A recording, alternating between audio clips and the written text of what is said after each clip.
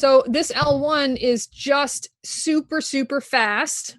Very, very basic little threshold adjustment here. I could leave this at 0 and be fine. I pulled it down to -5 because I just wanted a tiny bit more level out of this thing, like just a hair.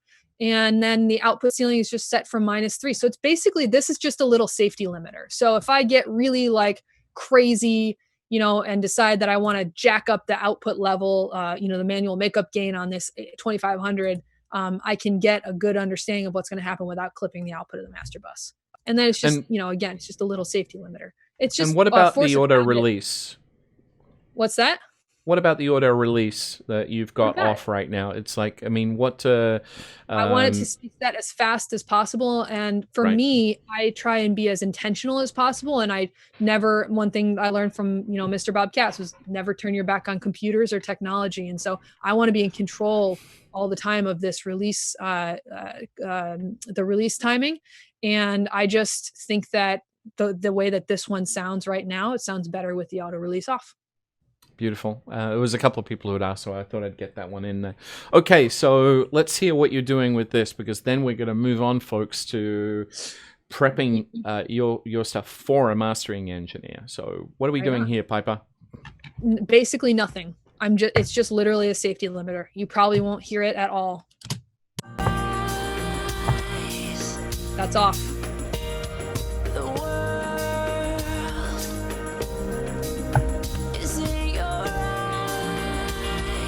Yeah.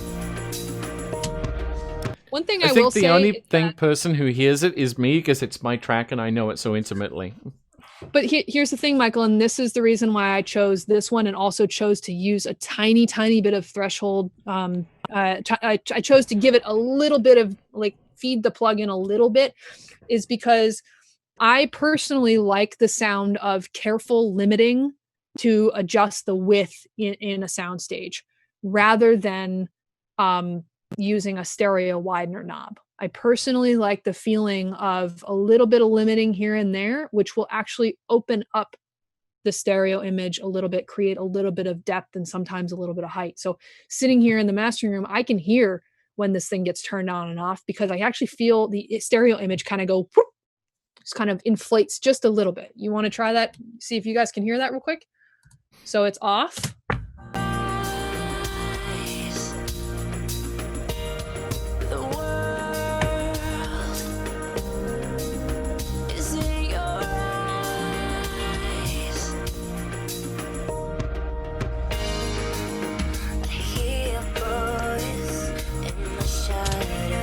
And the reason why it for me, I like the sound of that is because it brings up the really low level, like the little tiny reverbs. It brings up are those little tableaus or something, the little percussion-y drum sounds that are so low level in the mix and in the master that when you put a limiter on there, it just kicks them up a little bit. And usually those things are on the side. So it actually ends up feeling like the sides kind of come up a little bit more and creates this beautiful width. But it's really natural. It's way more natural than grabbing a stereo width knob and just cranking it to change the phase relationship between the speakers. It's way more natural feeling to just do it with a very basic broadband dynamics process that will just kick up the level of those little tiny sounds, therefore making the whole mix sound bigger and wider.